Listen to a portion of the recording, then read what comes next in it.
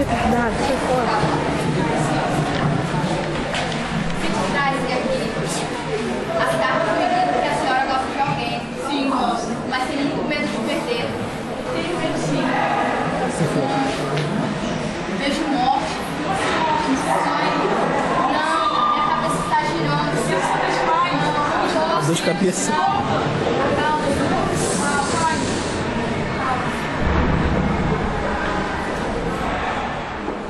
Ele é branco ou moreno? Sim, ele é branco. É isso que eu imaginava. Vá em paz, não tenha medo, vá tranquilo. Quando se observa Horácio, que há mais coisas no céu e na terra do que sonha nosso filosofia. Era a mesma explicação que dava a bela Rita ao moço Camilo, numa sexta-feira de novembro de 1869, quando este ria dela, por ter ido à véspera consultar uma cartomante. A diferença é o que fazia por outras palavras. Camilo, você não sabe. Estava passando ali na frente. E de repente bati em frente à casa da cartomante. Olhei para ela, ela olhou para mim e disse: licença. Eu sentei. Não ri, Camilo, não ri, porque isso é sério. Os homens são assim, não acredito em nada que eles falam. Mas continuando, fui lá, ela falou: licença. Ela olhou pra mim e várias disse: coisas. E uma dessas coisas, ela disse: tchau, que tinha medo de perder você. beleza. Será que você? Aí atrás não tinha agora, velho. Ou então que ela? Você acredita mesmo nessas coisas? Sim, creio. Ou então que ela, sem saber que traduzia Hamlet em vulgar, disse-lhe que havia muitas coisas misteriosas e verdadeiras. Se ela não acreditava, paciência, mas o certo era que a cartomante adivinhava tudo. E o que mais? Ele, como se tivesse recebido da mãe ambos os ensinos, envolveu a mesma dúvida, e logo depois em uma só negação total. Camilo não acreditava em nada. Por quê? Não poderia dizer, não possuía um só argumento, limitava-se a negar tudo. E eu fazer isso?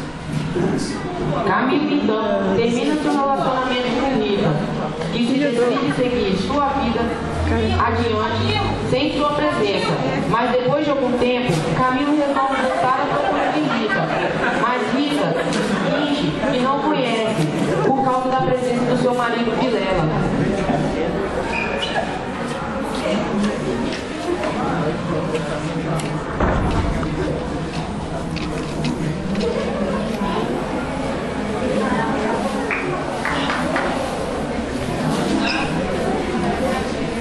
Cadê a guria? Parece um pouco aqui, né?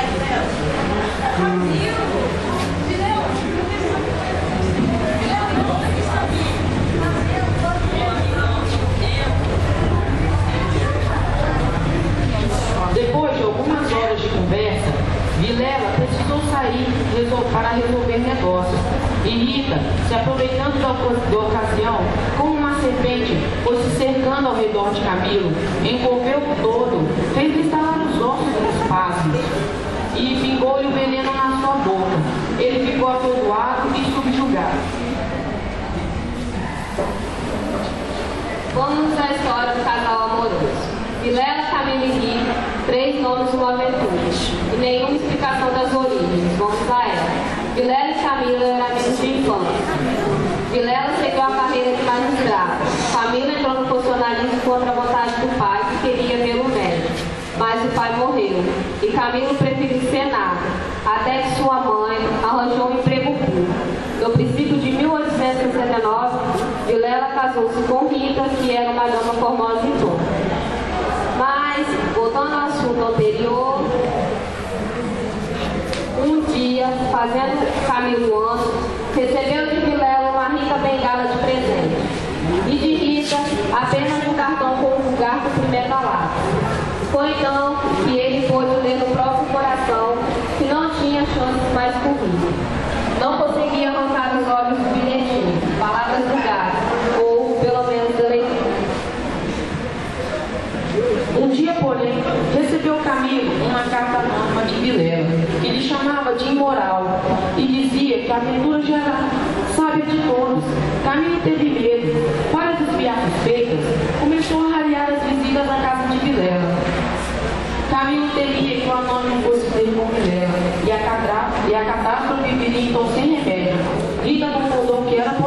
Camilo.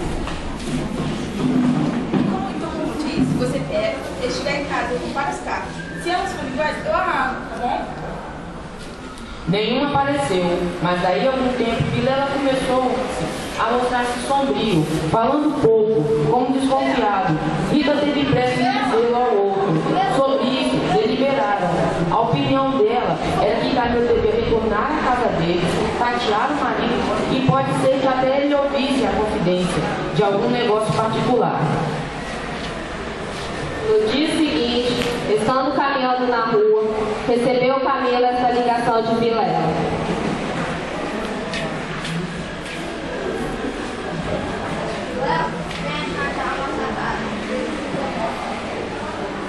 Na rua advertiu que teria sido mais natural chamá-lo ao escritório. Por que em casa? A que horas eu posso estar na sua casa? Qualquer hora, contanto que você não demora. Camilo ia andando inquieto e nervoso. Entrou a cogitar em ir armado, considerando que se nada houvesse, nada perdia.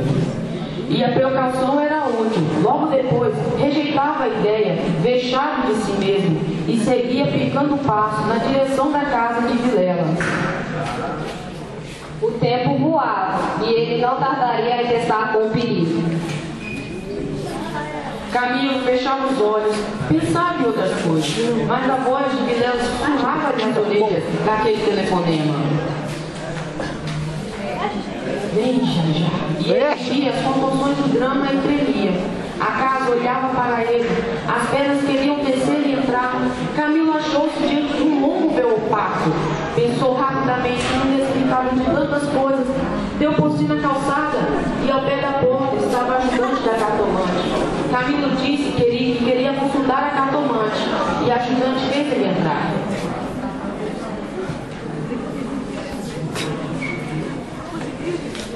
A ajudante da cartomante fez-se sentar diante da mesa. E a cartomante sentou-se do lado oposto. Abriu uma gaveta e tirou um baralho de cartas compridas e enxovalhadas. Enquanto ela embaralhava rapidamente, olhava para ele, não de rosto, mas por baixo dos olhos. Era uma mulher de 40 anos, italiana, morena e magra, com grandes olhos grandes e agudos. Colocou 3 cartas sobre a mesa e disse: Vejamos bem por trás aqui. O senhor tem um grande susto e quer saber se lhe acontecerá alguma coisa ou não? A minha é ela. As cartas me dizem.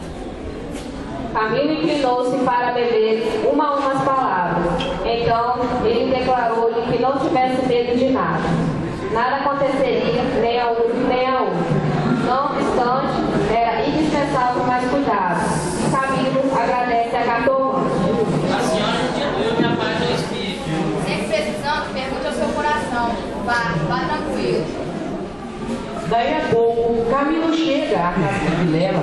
A casa estava silenciosa. Camilo resolve bater palma para ver se tinha alguém em casa.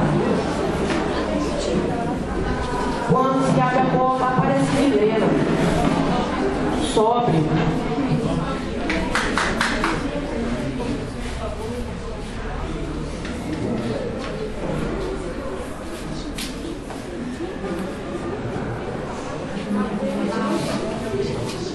Desculpe-me, não pude vir mais cedo. E a... Não respondeu. Fez sinal para Camilo e a sala anterior. Entrando, Camilo não pôde suportar o grito de terror.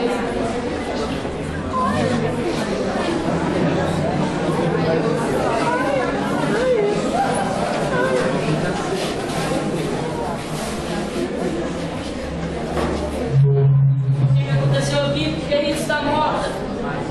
Virando o caminho para Vilela, está Vilela com uma arma apontada para Camilo. Não me mate, Vilela!